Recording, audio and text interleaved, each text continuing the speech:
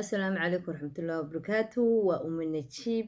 Maanta waxaa inii wadaa walaalayaal aynu ka war hadlaynaa aabbayaasha Soomaaliyeed iyo hooyada Soomaaliyeed dhibaatada dhex taala, fahan la'aanta dhex taala ayaynu ka war hadlaynaa.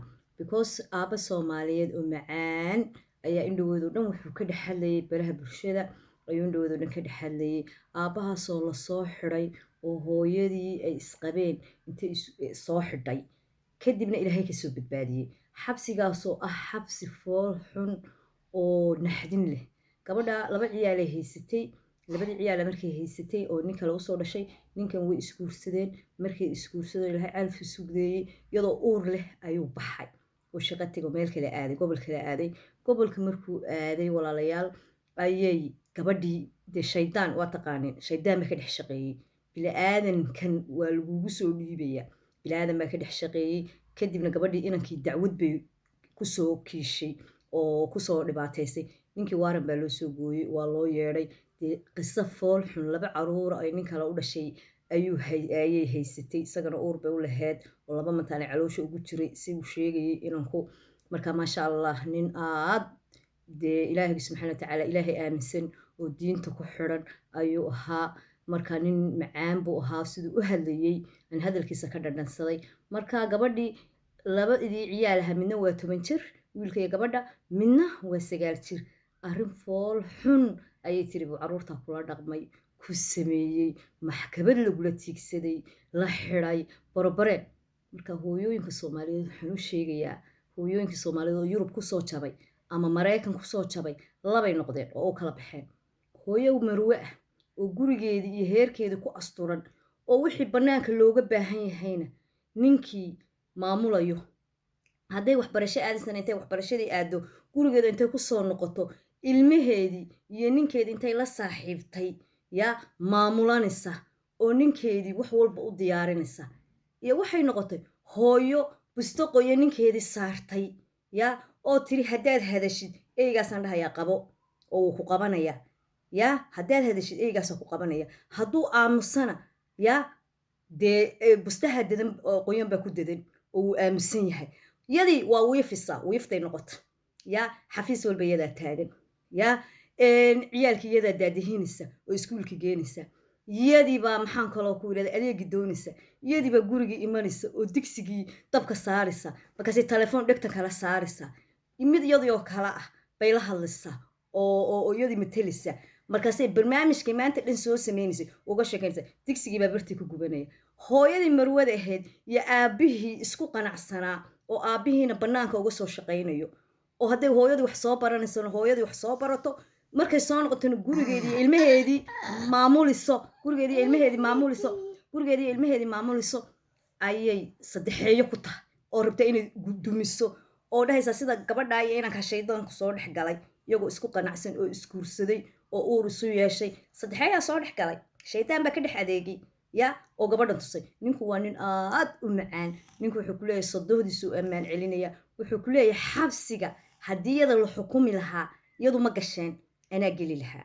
yaa laga helaa. marka aabbuhu ma wara xuma laakiin raggii xiniyaha ayaa ka saaray. naagihii Soomaaliyeed baa ka saaray. waxay ku martay kaarkay ka marsanaysaa. labu ka dhalaya iga bax bay dhahaysaa.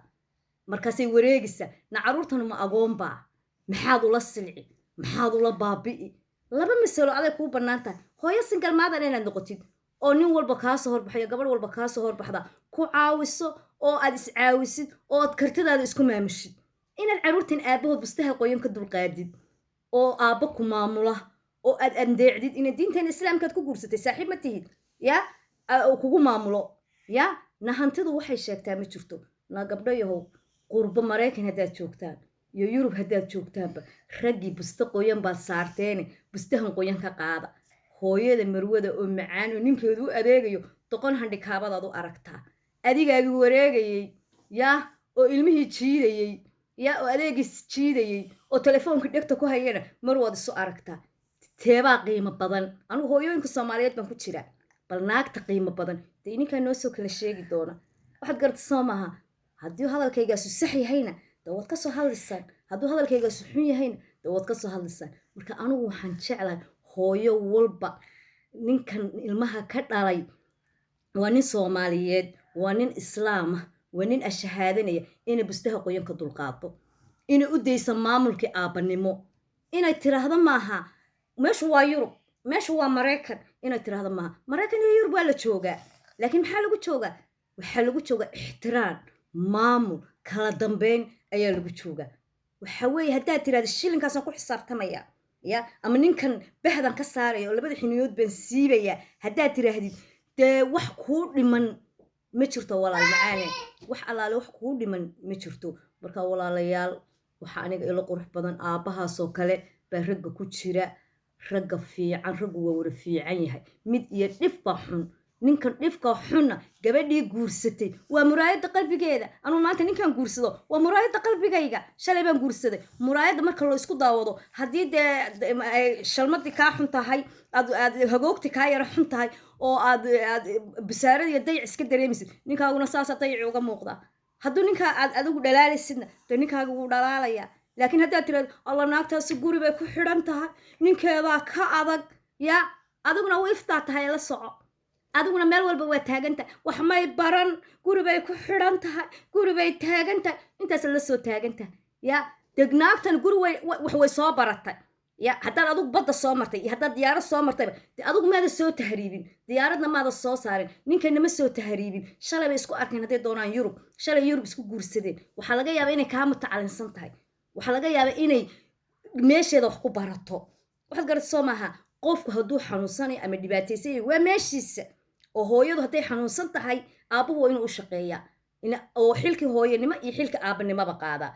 هدي يا هدي نكو حنوسن يهينا sidoo kale marka marba ka xanuunsan ma hay kale hadii labadaba bad qabaana labadiba waa in isku duubnaadaan waa in iskaalmeystaan waa in kaarkan la iska marsanayo hadii Mareykan la joogo hadii Yurub la joogo waa in la joojiya waa in ragga bastaha qoyan laga dul qaada waa in ragga maamulka loo daaya na guriga maamul na inta naag la saaxiib lahayd oo telefoon ku taagnaan lahayd ya ninkaaga iyo ilmahaaga la saaxiib ya oo saaxiib la noqo oo maxaan kala ku raahdaa la sheekayso oo marxabaysi markuu ninka banaankii kaaga soo shaqeeyo oo banaankii maanta dhan kuu soo dhidido hadduu shaqo tagay iyo hadduuna shaqo taginba oo wuxuun kuugu maqan yahay aadna gurigii andeec raali geli qabow hadduu qabow hayana qabowga ka bi hadduu kuleel hayana kuleelkii ka bi raaliyo noqo sida diinteenu ina fartay sida gaalkaynu na furay haddaynu ku dhaqmaynana daynu yaacno oo istaba taagnaano yaa oynu kaarka marsano marka inta hadalku waan ku dheeraaday inta gabdhaha walaaladay ah baan ugu nasteexeenaya because ninkaasaan dhageystay ninkaas ma sha Allah waa nin aad u fiican wuxuu yiri xabsiga buu yiri aniga hadii la xukumi lahaa buu yiri naagtayda aniga xukunka xabsiga ku bedelina midda labaad caruurtigu waa kala aabe isaga oo ninkaasi gabadhaas laba caruur iyadoo haysata ayuu ugu yimid labadii caruur waa labada caruur ay ka dhaadhicisay علشان أديركين بيني فرحمية قبل يركض الأديركابا كفرع أديركابا واحد ترى أديركابا واحد يتصي أديركابا سائقة مين بريك ما عنده وحي وقبان الساعة مركا وين السلام يا أصحاب تيدهور ومن الشيب عادي بين السلام يا أصحاب تيدهور أصحاب تيدهور السلام عليكم ورحمة الله وبركاته وحي ورانا إنك حقه سيقول خيبيا بين السلام يا